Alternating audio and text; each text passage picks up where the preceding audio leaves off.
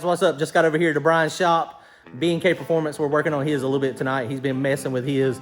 His is about ready to go. He's got the motor and transmission back in it.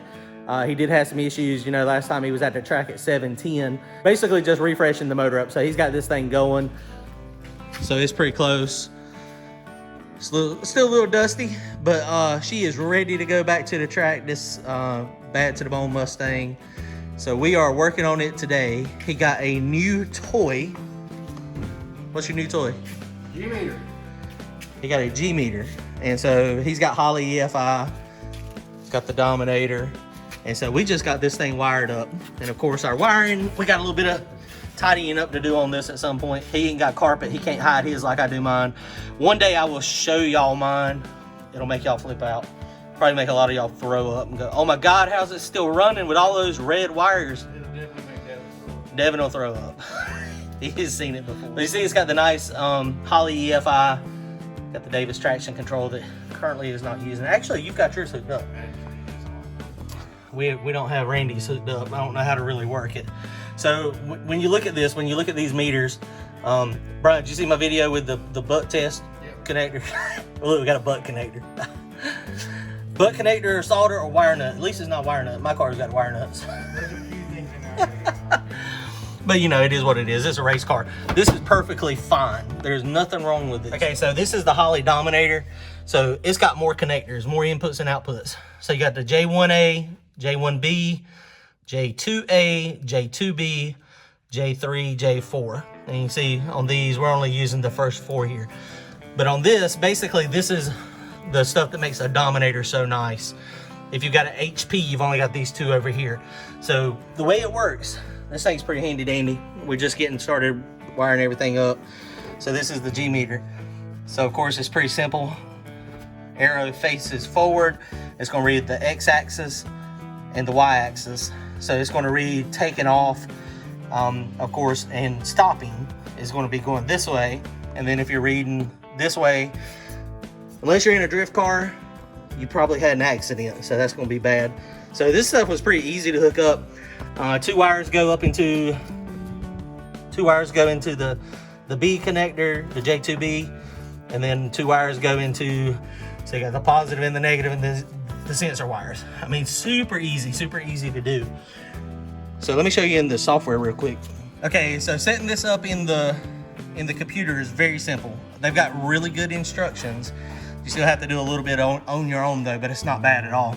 So first thing, you go into the input output screen, and we're going into the inputs, and then you type in the X-axis G-meter and the Y-axis G-meter.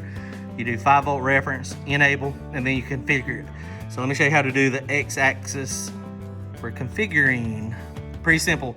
And this was exactly on the instructions. So basically all you gotta do is copy and paste all this information.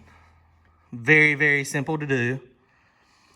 Holley is pretty good about making it nice and easy. So when you come down here, this is the calibration table that you get. Again, very easy. You go back to the inputs again. Now we're going to do the Y-axis. So the Y-axis again, Y-axis G-meter, very simple to set up. Same thing just follow these numbers here for the Holley. Now if you're doing a custom one, then you know your numbers might be a little bit different. But this is the table you get here for this one. So very simple, very easy to do again. So nothing to it. So we set it up there. Then the next thing you do is you come up to your pin map. You click on your pin map, and then you go to your inputs and outputs. This is your main harness. So what you'll have is you'll have your unassigned inputs up here. They will appear up here because when you do it in your input, when you do this over here, you tell it what kind of sensor it is, a 5-volt sensor. And then when you do all your configuration, when you go into your pin map, it'll show up over here. Like this one is up here now as a boost scramble positive with a G. So that's a ground. And then the H's stand for a positive, you know, when you're going to be putting 12 volts to it. Anyway, so you have to find one of your inputs that has a 5. And you see I found this one. This is in the J2 connector, pin A28, which is input 11. That's my Y axis. And then if you notice up here, which I skipped it, pin A27 in that same connector is your X axis G meter. So then that's it. It's just that simple. So now it's configured. You save it, and then once you save it, you send it to the ECU. That's something that a lot of people mess up. They'll do a lot of work, and then they'll hit this, and then when you come down here, it'll say get from ECU or send to, and you always want to make sure if you've done work in the computer here that it goes to the computer in the car. So we were just testing it. So we got this going. We started our data log. The way this data log starts is you press the throttle more than 85%. The throttle opened up past 85%, and then we did a little short data log playing with the G meter. Now he had the G meter up here where these holes are, but what they did, it was at an angle, and so it was reading, like the car was taking off, sitting there. And so the G meter needs to be in a relatively flat spot. I guess it can be off a little bit and not be a problem, but it was reading a little high up there. So we did a little data log after we moved it, or when we were moving it. Let me show you what the data log shows. So here's the data log. And then, of course, what you need to do, the first thing you do always when you got something new, you come into your edit views. And so you pop on edit views, and then you come over here and you see we label these drag race 1, 2, 3, and then you got all these other ones. But these drag race number 1, that's our most important one. And so over here in this side, the green check mark means that they have been used in one of these over here. So you go over, and we were looking, and you see there's the X-axis, and you see the Y-axis I forgot to move. So I'm gonna grab the Y-axis. All you do is left click it, grab it, and then slide it over to where you want it. So it's gonna be in there. So now, and the reason Y-axis is not as important is because we don't plan on wrecking the car very often. But we got it there if we do, or if you get, crazy sideways, I guess it could, if you're swaying going down track doing this no prep stuff, I guess you could see it. So you hit okay. So I ask you, do you want to save it? The answer is going to be yes, of course. So you save it. So here is our G meter that we done. So this is when we were moving it. So you can see this line right here is our G meter. And then you got target boost and TPS and RPM. And you see that's what, this one right here, that's TPS. That's what started us with the data log. The car was not running. So we're going to scroll across, and you see it was moving it. Go down there to the X-axis, minus 3 Gs. And then he was moving it, just basically tilting it.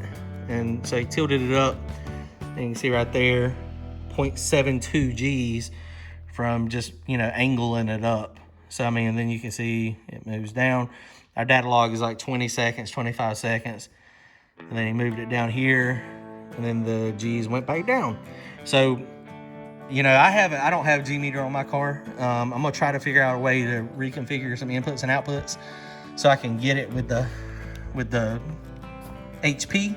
I don't know if that'll happen or not, it may. But this will be super important. This G meter, when you're racing, it should, when you let go of the trans brake button, I guess right in here, if you got a real violent bump, you'll probably get a couple spikes if it bumps up. My car's stage is pretty smooth, so I shouldn't have those. They say a G meter is super important and super helpful when you're trying to figure out what the car wants, what kind of power you need. Can you apply more power here? It's pretty cool. The G meter is pretty cool. It's just more data. So that's something that is new, and it's hooked up. It was pretty easy. It didn't take me but a few minutes to hook it all up. So it's pretty simple. So there is the part number. If you guys are interested in getting one. It's pretty cheap, relatively speaking. All right, that wraps it up. So we got it going. So he'll be back out the track soon. He's going to try to get into no prep stuff as well. He had a blast out at 710 at the Digger or Die race when we were there.